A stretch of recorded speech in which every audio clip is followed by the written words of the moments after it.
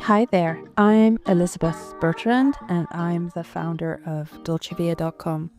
We explore Italy a little differently, focusing on what's actually happening across the country, from cultural events and exhibitions to festival openings, and the moments that don't always make it into the guidebooks. Every month, we bring you a curated overview, what's worth knowing, and more importantly, what's worth showing up for. And for that, I'm joined by two rather unique co-hosts.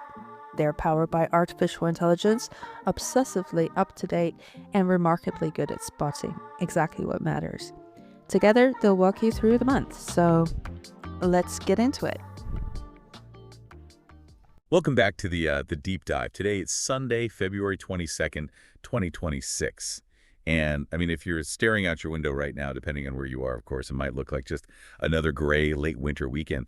But we are setting our sights on Italy today because something really chaotic and frankly kind of beautiful is kicking off this week. It is chaos, yeah, but it's a very organized chaos.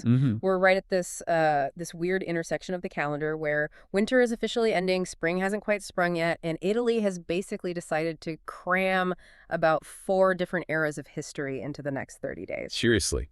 When we were looking at this stack of sources for this, the cultural calendars, the fashion week schedules, the local festival guides, it's just a total collision. You've got hyper-modern fashion in Milan, you've got medieval religious rites down south, and then you have guys in togas reenacting assassinations in Rome. So our mission today is to figure out how all of this actually coexists and unpack the next 4 weeks. It's definitely a month of transition. And usually transition months are quiet, you're just waiting for the weather to turn. But in Italy, it's like they looked at the calendar and said, well, let's just do everything at once. Everything. We're talking about the Paralympic spirit, high-end runway glamour, and wait for it, flying donuts. Oh, we will definitely get to the donuts. Those are entirely non-negotiable. Good. Glad to hear it. But before we get to the sugar crash, I think we have to start with the global stage. Because if you care about clothes or just the business of looking good, all eyes are on Milan, starting literally this Tuesday, February 24th. Right, Milan Fashion Week. This is the Fall-Winter 2026-2027 women's collection. And looking at the sheer density of this schedule from the Camera Nazionale della Moda Italiana, it is honestly overwhelming. Overwhelming is the exact right word. It runs right through March 2nd, and there are well over 100 shows and presentations. I mean, how does anyone actually attend all of these? Do you just not sleep for 6 days straight? You basically don't sleep, and you drink a lot of espresso. But what's interesting this year isn't just the sheer stamina required by the attendees. It's the specific names and the tributes happening. You've got the heavy hitters showing, obviously, Fendi is on Wednesday the 25th, Prada on the 26th, Giorgio Armani is closing it out on Sunday, March 1st. That's all standard. But the cultural layer underneath the runways is what really caught my eye in the notes. You're talking about the exhibition for Franca Sozzani. Exactly, the Paving the Way exhibition. For listeners who might not know, Franca Sozzani wasn't just a magazine editor. She was the editor-in-chief of Vogue Italia for decades, and she was a major provocateur. She used high fashion shoots to talk about oil spills, about plastic surgery, about domestic violence. Right, so she took what is usually seen as a very glossy, maybe superficial medium and made it deeply political. She gave it teeth. And having a tribute to her right now, right in the middle of all this commercial frenzy, is a really important reminder that Milan isn't just about selling expensive handbags. It's a real hub for cultural commentary. There's also this other showcase that stood out to me on the schedule, Soul Threads. It's featuring Korean brands, which feels like a bit of a shift from Milan, doesn't it? I mean, usually they are very fiercely protective of the Made in Italy brand. It is a shift, yeah, and it's a very smart one. It's a collaboration with the Seoul metropolitan government. It shows that Milan is trying to position itself not just as the capital of Italian fashion, but as a true global hub.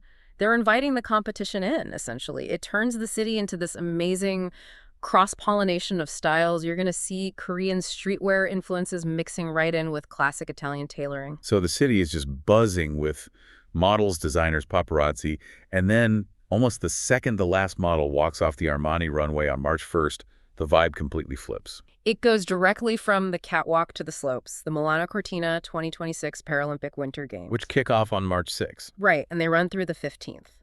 Now, we really need to pause on the logistics here because this is a massive logistical feat, but it's fascinating for us looking at it. These games are distributed. Right, it's Milano Cortina. Those two places aren't exactly next-door neighbors. No, they are hours apart. It's the first time winter games have been distributed quite this way. You have the ice sports, things like hockey and curling happening down in the city of Milan. And then you have the alpine skiing and snowboarding happening way up in the Dolomites in Cortina. So you have this incredible duality. You can be down in Milan watching a sledge hockey match in a hyper-modern arena, or you can be up in the mountains watching visually impaired skiers navigate a downhill course at top speed. Exactly. And it spreads the entire energy of the games across the whole region of northern Italy. It's arguably the most international moment of the year for the country. You have the global fashion elite leaving and the global athletic elite arriving. If you're in Lombardy or the Veneto in early March, you are hearing every language on earth. It sounds exhausting just thinking about the traffic and the crowds. But, okay, let's say you want to escape that. You want to get away from the modern hustle and find something a bit more timeless. We need to head south, right? Way south. Down to Sicily. Specifically Agrigento. Now, looking at the guides for this, the photos almost don't look real. You have the Valley of the Temples, these massive golden ancient Greek ruins, and right now, in early March, they are completely surrounded by blooming almond trees. The trees are just exploding with these delicate white flowers. That's the Mandorlo in Fior, the Almond Blossom Festival. It runs from March 7th to the 15th. It's such a stark contrast. The stone is so old and weathered and permanent, and the flowers are so fragile and fleeting. That visual tension is really what makes it famous. But the festival itself has a theme this year that feels a bit heavier than just pretty flowers. The 2026 edition is dedicated to the tradition of peace. Which, given the state of the world right now, feels like a very necessary conversation to be having. It definitely is. And they aren't just putting up a banner and calling it a day. This is a massive international folklore festival. You have groups flying in from Ecuador, from Georgia, from Ukraine, and all across the globe. They are bringing their traditional music, their dance, their costumes right to this ancient site. I really love the idea of using these ruins, which, let's be honest, were probably built by empires who did a whole lot of warring as a backdrop for a message of peace. That's the beautiful irony of it. On Tuesday, March 10th, they have this specific event called the Lighting of the Tripod of Friendship. The Tripod of Friendship. What does that actually look like in practice? It's a ceremonial torch lighting right in front of the Temple of Concordia. Imagine the scene. It's twilight. You have this massive temple that has stood for 2.5 millennia, and you have representatives from all these currently conflicted nations lighting a fire together. It's very theatrical, sure, but the source notes really emphasize its symbolic importance. And then a few days later, on Friday the 13th, there's the Torchlight Procession of Friendship. That's sort of the emotional peak of the festival. You're walking through the ruins with torches. It's explicitly about relaunching the value of dialogue in a world marked by conflict. It's a reminder that even today, in 2026, with all our digital technology, we still use these ancient visceral symbols, fire, stone, gathering in a circle to try and understand each other. Speaking of ancient symbols in theatrical history, we have to talk about Rome. Because there is a date coming up that I feel like has its own historical brand management problem. Yes, the Ides of March. March 15th, the day Julius Caesar got stabbed 23 times by his friends. A famously bad day for Caesar, but an absolutely great day for history buffs visiting Rome. If you are in the city on March 15th, you can go to Largo di Torre Argentina, which is the archaeological site where the assassination actually happened, and watch a full historical reenactment. Now, be honest with me, based on the logs. Is this cheesy? Is it just guys in cheap bed sheets shouting at each other? It borders on cheesy, I won't lie, but it's done with such utter seriousness that it loops back around to being genuinely cool. It's basically true crime theater. You have professional actors playing the senators, the conspirators. They do the whole buildup. Do they do the famous speech? The friends, Romans, countrymen won. Mark Antony does deliver the speech, yes. But here's the kicker. He does it in Italian. So it's not the Shakespearean English you might remember from high school lit class. It's Amici Romani. It is incredibly dramatic. And then it ends with a whole funeral procession. Right to the Roman Forum. It's a really visceral way to engage with the city's history. You aren't just looking at a broken column and reading a plaque. You're seeing the drama play out right where the blood was spilled. Okay, so Rome is actively reliving its murders. But Florence is doing something that completely blew my mind when I read our notes for today. Apparently, Florence has some serious trust issues with the calendar. Oh, this is easily my favorite bit of trivia for the month of March. So we all universally agree New Year's is January 1st, right? Generally, yes. That is how the modern world operates. Well, Florence begs to differ. For them, the traditional New Year is March 25th. March 25th. Why that specific day? It's the Feast of the Annunciation, exactly 9 months before Christmas. Until 1750, Florence officially started its civil year on March 25th. Wait, 1750? But the rest of the world switched to the Gregorian calendar, the one that starts on January 1st, way before that. That's the best part of this whole story. The Gregorian calendar was introduced back in 1582. Florence looked at it and essentially said, nah, we're good. We'll stick to our own schedule. They held out for 168 years. Let me get this straight. For almost 2 centuries, if you traveled from Rome to Florence in, say, February, you technically traveled back in time. Or forward in time. You basically traveled into a massive administrative headache. The year literally changed on a completely different day. It's this incredible, perfectly documented example of Florentine stubbornness. They did finally switch in 1750, but they still celebrate Capodanno Fiorentino on March 25th just to prove a point. That is just peak Florence. We will do it our way. Thank you very much. It really is. And the local legend tied to it is fantastic. It's centered around the Basilica of Santissima Annunziata. There's this fresco of the Annunciation there.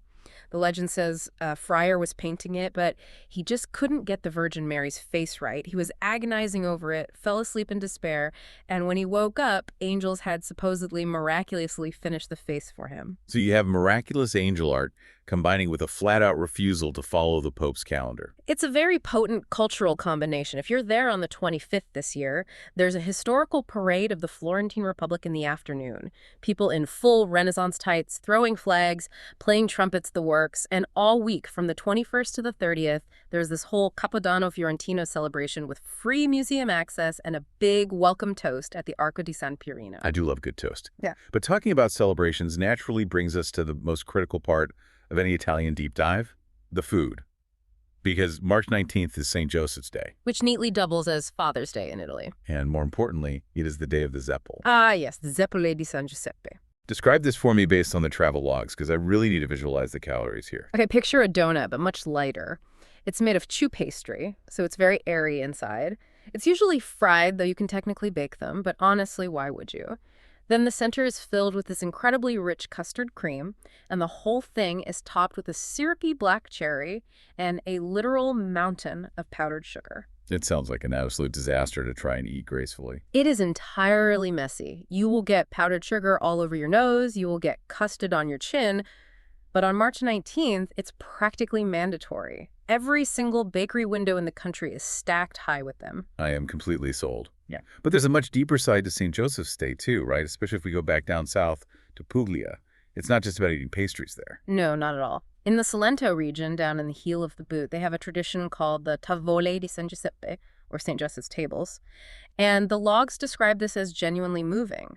On the evening of March 18th, families actually opened the doors of their private homes. To just anyone. Traditionally, it was explicitly for the poor and strangers, but today it extends to the wider community and visitors too. They set up these massive tables in their living rooms, covered in white tablecloths, and serve very specific, highly symbolic ritual foods. I'm looking at the menu details here. It's extremely specific. You have large round bread made with the best flour, fried fish, and vermicelli. Vermicelli, yes. It's a type of pasta, and you eat it with chickpeas. Yeah. And you also have lampaccioni on the table. Lampaccioni. Those are hyacinth bulbs, right? Like the flower. Exactly. Wild hyacinth bulbs. I just have to ask, are those actually good to eat? Or is it one of the things where we eat it just because our ancestors suffered and we have to remember it? They're definitely an acquired taste. They're quite bitter, very earthy, but you don't really eat them for the flavor profile. You eat them for the ritual. The expert insight on this is fascinating. This isn't just a fun dinner party. It's a deeply devotional act of charity. It's pretty radical when you think about it. Here we are in 2026, and we are so obsessed with our privacy, with smart locks and gated communities. The idea of just throwing your front door open and saying to a stranger, "Come in, sit at my table, eat my pasta," that feels almost revolutionary. It really connects back to this ancient Byzantine tradition of hospitality. It's blending the devotion to the saint with immediate community welfare. You are essentially feeding the saint by feeding your neighbors. I absolutely love that concept. Okay, so we've carb-loaded with fried custard donuts and chickpea pasta. Now we probably need to burn some of it off. Which brings us to the active portion of the March calendar. Because Rome isn't just for historical assassinations this month, it's for running. Run Rome the Marathon, happening on Sunday, March 22nd. That's 42 kilometers. It's a total beast of a race. But it's also described by the organizers as a moving stage. You are running right past the Vatican, the Colosseum, the Fori Imperiali. I feel like hitting the wall at kilometer 30 is at least slightly less painful if you're staring directly at St. Peter's Basilica while it happens. Maybe slightly. There is also the Asia Water Fun Run the day before on Saturday at the Circo Massimo, which is just a 5K non-competitive party vibe. But here is the absolutely critical piece of advice for any listener who is not running a marathon. If you are in Rome on Sunday, March 22nd, do not try to cross the river. The Tiber just becomes a barrier. It becomes a complete no-go zone. The bridges get totally clogged. Major streets are closed off. If you try to get from, say, Trastevere over to the historical center, you will be stuck watching sweaty people run past you for 4 solid hours. The logs are very clear. Pick a spot like Piazza Venezia or Piazza Navona and just stay put. That is a very good pro tip. Now, if running a marathon isn't your thing, there is another way to see the city and honestly the whole country that exact same weekend, the FAI Spring Days. Right, the ornate FAI di Primavera, March 21st and 22nd. This is an event for the snoops. For the snoops, what do you mean? You know that feeling when you walk past a giant, heavy wooden gate in an Italian city and you wonder, what is behind there? Is it a secret garden? Is it a Renaissance palace? I have that feeling constantly when I travel. Well, for this one specific weekend, the FAI, which is the Fondo Ambiente Italiano, sort of like their national trust, they literally open up 750 of those usually inaccessible doors. 750 sites. That's massive. Across 400 different cities. We're talking private villas, closed-off castles, secret libraries, even industrial archaeology sites that are normally off-limits. It's basically your one chance to see the secret Italy that locals usually keep completely behind closed doors. That is incredibly cool. You get to step behind the curtain. Exactly. But you do have to plan ahead because the lines for the most famous hidden spots can get pretty long. Okay, so we're nearing the end of March in our timeline here. And we really have to mention the calendar shift this year. Easter is early. Very early this year. Easter Sunday is April 5th, which means the entire back half of March is basically dominated by Holy Week preparations. Right. Palm Sunday falls on March 29th. And that changes the entire vibe of Rome almost overnight. You transition from the marathon runners directly to the pilgrims. Pope Francis will be holding Mass in St. Peter's Square. So if you were planning a quiet, romantic little Roman holiday moment at the Spanish Steps in late March, you can just forget it. The expert logs note that the city gets very, very busy starting this week. The crowd density shifts completely. Good to know. Are there other religious events outside of Rome to keep an eye on? Yes, the logs mention the veneration of the remains of St. Francis of Assisi happening up in Assisi. But that actually wraps up on March 22nd. So if you want a deeply spiritual connection without the massive Easter crowds, heading to Assisi mid-month is the move. So let's try to wrap our heads around everything we've covered today. We've gone from high fashion and Korean streetwear in Milan to burning torches of peace in Sicily. We've eaten bitter bulbs with strangers in Puglia, watched a very dramatic murder reenactment in Rome, and sprinted past the Vatican. It is a lot to take in. Yeah. But when you look at all these sources together, there is a very clear common thread running through all of it. Which is what? Physical presence. Think about it. You can't experience the actual texture of a fall-winter Fendi coat on a screen. You can't feel the heat of the tripod of friendship over a Zoom call. And you certainly can't eat a powdered sugar Zeppel or run a 42-kilometer marathon in the metaverse. That's very true. All of these things, the Davol charity dinners in Puglia, the packed crowds in St. Peter's Square, they fundamentally require you to show up, to be there, shoulder to shoulder, in the flesh, with other people. And in a world that is increasingly digital, increasingly remote, Italy's March calendar feels almost like a protest against that. It's saying, no, come here, be present, smell the almond blossoms, break the bread, even get stuck in the marathon traffic. It demands your physical body, not just a sliver of your attention. It really does, and it makes you wonder why we still crave these ancient, tangible gatherings so much in 2026. That is the perfect thought to leave you with today. In an era where we can simulate almost anything from our couches, why do we still pack our bags to go stand in front of old stones and eat ritualistic bread?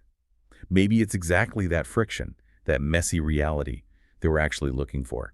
I highly encourage you to find your own deep dive into the source material we discussed today. Look up the schedules, look at the photos of Agrigento. There is so much more there. Just remember, if you do go, avoid the Tiber on Marathon Day. And always, always eat the donut. Thanks for joining us for this deep dive into Italy's awakening, and we'll catch you next time.